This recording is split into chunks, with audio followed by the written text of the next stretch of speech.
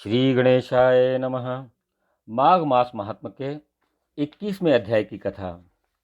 लोमस जी बोले कि चिरकाल की अवंती नगरी के वीरसेन नामक राजा ने नर्मदा के किनारे जाकर राजसूय यज्ञ सोना मार्ग में यज्ञ विराजित 16 अश्वमेध यज्ञ किए, जो सुवर्ण के आभूषण और यज्ञ के स्तंभों से शोभायमान थे। उसी दानी और देवभक्त महीपति ने ब्राह्मणों को पर्वत के बराबर अन्न का ढेर दिया तथा वह सोने के सहित गौ दान करने वाला राजा था। भद्रक नामक एक ब्राह्मण था, जो मूर्ख, कुलहीन, किसान, दुराचारी तथा धर्म त्याग किए हुए था। वह भाई बंधु से त्यागा हुआ खेती करता था। जीविकोपार्जन से दुखी होकर वह इधर उधर घूमता देव यात्रियों के साथ प्रयाग में मकर संक्रांति के समय माघ महीने में चला आया। 3 दिन स्नान किया। वह श्रेष्ठ विप्र स्नान मात्र से निष्पाप होकर प्रयाग से लौटकर वापस आ गया। कुछ समय पश्चात उस राजा और उस ब्राह्मण की एक ही दिन मृत्यु हुई। मैंने इन दोनों को इंद्र के पास में बराबर की गति देखी। तेज रूप, बल, स्त्री, देवयान, अलंकार तथा परिजात के माला से बराबर थे और इन दोनों के सम्मुख नाचना और गाना होता था। ऐसा देखकर उस क्षेत्र का क्या महात्मा कहा जाए। हे ब्राह्मण, प्रयाग में माघ स्नान राजसूय यज्ञ के बराबर होता है। गंगा व यमुना के संगम पर माघ मास की हवा से अधर्म एवं पाप का स्पर्श नहीं होता है तथा वह भी बड़े बड़े दुखों को नष्ट करती है। किसी भी तीर्थ में किए गए पाप का फल माघ मास में प्रयाग में स्नान मात्र से विलीन हो जाता है। यहाँ पर तुमसे पिशाच मोचन नाम का एक पुराना इतिहास कहता हूँ, शांत चित्त होकर सुनो। इसको अप्सराओं की कन्याएं और तुम्हारा पुत्र भी सुने। मेरे प्रसाद रूपी वाणी से स्मृति प्राप्त होकर ये पिशाच योनि से मुक्त हो जाएंगे। पुराने समय में वेददूती नामक दयालु तथा गंभीरता के सागर एवं वेद में पारंगत एक वैष्णव था।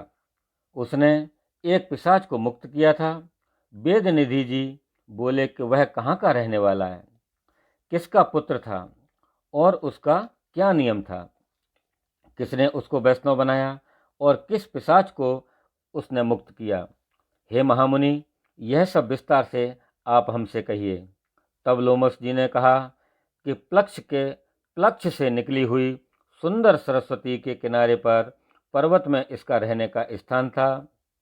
शाल, ताल, तमाल, बेल, बगुला, इमली, चिरबेल, आम, चंपक, सुवर्ण, करजा, कोबेदार, केसर, पीपल, कर्णिकार, कुंभी, तिंदुक, शोलू, जंभीर, पीलू, गूलर, बेंत, आहू, मरहाट तथा बरगद, घोटा, परास, अशोक, जामुन, नीम, कदम्ब, खिरनी, करौंदा, बीजापुर, नारंगी तथा केले के पेड़ के समुदाय से वह स्थान शोभायमान था। रस वाले नारियल, सदा फल, सप्तपर्ण, त्रिपर्ण, शिरीष, सुंदर आंवला, परिभद्र और वच आदि के पेड़ तथा केतकी, शिशमार, तगर कंद, मल्लिक, कमल, कल्हार, मालती तथा चमेली आदि के पेड़ों से हे विप्र यह आश्रम शोभायमान था। जंगल के बीच में पुण्य जल वाली सरस्वती नदी बहती थी। वहां पर सारस मीठे स्वर में गूंजते थे, उन्मत्त कोकिल शब्द करते थे और भौरे गुंजारते थे।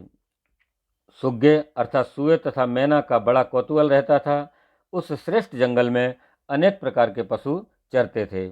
वह जंगल सदैव फल फूल तथा पराग कण से भरा हुआ रहता था। यह वन मधुमक्खियों के छत्ते से परिपूर्ण था। नए नए पत्ते तथा मंजरियों से व्याप्त लताएं पेड़ों में ऐसी लिपटी थी कि जैसे प्रिया के आलिंगन किया हुआ प्रियतम सुशोभित होता है। उस ब्राह्मण के शाप के भय से वहां पर हवा भी मंद चलती थी। मेघ पर्वत ओला नहीं बरसते थे तथा सूर्य जल और वनस्पति इत्यादि को वह नहीं सुखाता था। बिना उपद्रव के इस जंगल में सिद्ध पुरुष, सिद्ध मनुष्य सदा ही रहते थे और यह जंगल चैत्र रथ वन के समान प्रसन्नता देने वाला था। इसी में द्विजवर धर्मात्मा देवधुति, सुमित्र ब्राह्मण का पुत्र, जो लक्ष्मी के वर से पैदा हुआ था, निवास करता था। अब इसके नियम सुनो।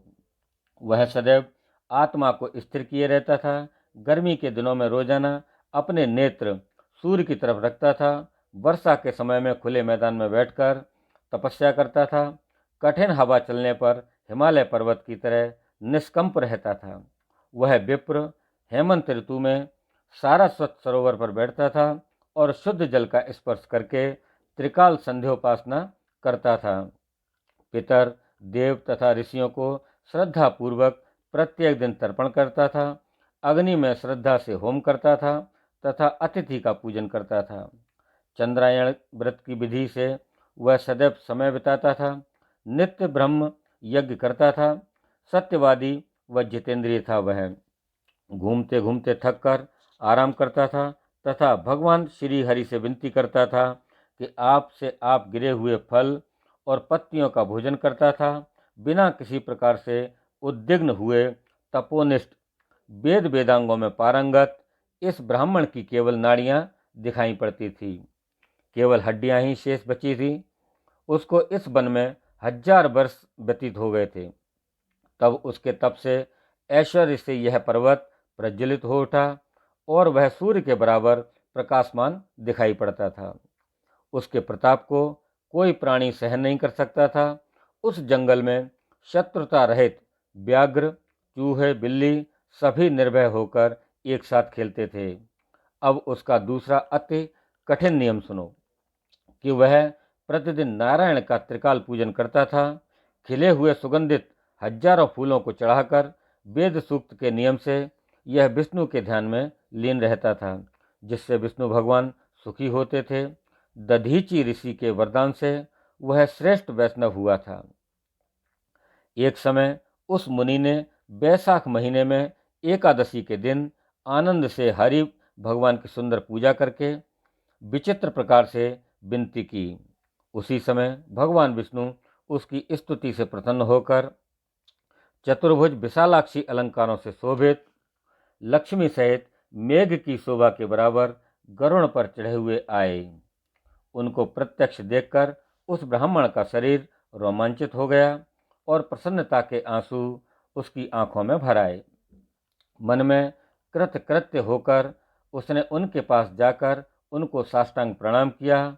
वह प्रसन्नतापूर्वक ब्राह्मण में भी समा न सकी। वह अपने शरीर को भी भूल गया और ब्रह्म रूप हो गया। तब भगवान श्री हरि ने प्रेम पूर्वक उस वैष्णव मुनि से कहा कि हे देवधुति, मैं जानता हूं कि तुम मेरे भक्त तथा मेरे ही आश्रित हो। सब कर्मों को छोड़कर तुम संपूर्ण जीवन पर्यंत मुझमें ही विलीन हो। हे पाप रहित, तुम्हारे स्त्रोत से मैं आनंदित हुआ हूँ। तुम मुझसे वर मांगो। लोमस जी ने कहा। इस तरह भगवान हरि के शब्दों को सुनकर उस तपस्वी ने प्रसन्नता से आंखों को बंद किए हुए लड़खड़ाती हुई वाणी से तपस्वी देवदूती ने कहा कि हे देवों के देव, हे कमल नयन, अपनी माया से ही शरीर को आपने ही अपनी माया से शरीर को धारण करने वाले हैं। हे देव, आप दर्शन जो देवताओं को भी सदैव दुर्लभ हैं, उससे अत्यंत मैं आभारी हुआ हूँ। अब मुझको आपसे कुछ नहीं चाहिए। ब्रह्मादि आदि सब देवता तथा सनकादिक ऋषि, कपिलादि सिद्ध लोग आपका साक्षात दर्शन करना चाहते हैं। आप हमारा अर्थात हमारे अहंकार रूपी जो भी शुभ और अशुभ बंधन मोह के मूल हैं, आपके दुष्कर दर्शन के कारण समूल नष्ट हो जाते हैं। मेरे जन्म, कर्म और बुद्धि का फल स्पष्ट हो गया है, जो मुझको आपका दुर्लभ दर्शन प्राप्त हुआ है। हे जगत के स्वामी, इससे बढ़कर और क्या हो सकता है। हे देवेश, मैं वर के लिए आपके चरण कमल को हृदय से धारण करना नहीं मांगता। मैं सदैव अंतरात्मा से भक्ति पूर्वक आपका चिंतन करूं। मैं यही वर मांगता हूं कि आपसे मेरी भक्ति सदैव अचल रहे। हे कमलनाथ, मैं केवल यही वर मांगता हूं। मुझे कोई दूसरे वर की चिंता नहीं। ऐसा वचन सुनकर श्री हरि भगवान ने प्रसन्नतापूर्वक उससे कहा कि हे द्विजवर, ऐसा ही हो, तुम्हारे किसी तप में कोई बाधा न होगी। जो मनुष्य तुम्हारे कहे हुए स्तोत्र को पढ़ेंगे उनकी मुझ में अचल भक्ति होगी। जो कुछ धर्म कार्य हैं वह भी सब सांगोपांग से भरी होगी और उन लोगों की ज्ञान और भक्ति में परम निष्ठा होगी। बोलिए श्री विष्णु भगवान की जय। दोस्तों, यह थी माघ मास महात्म्य के 21वें अध्याय की कथा। आपको कैसी लगी हमारी यह कथा, आप हमें कमेंट बॉक्स में जाकर अवश्य लिखें। साथ ही आप हमारे इस वीडियो को लाइक करें, शेयर करें और हमारे चैनल को सब्सक्राइब अवश्य करें। धन्यवाद। जय श्री कृष्ण।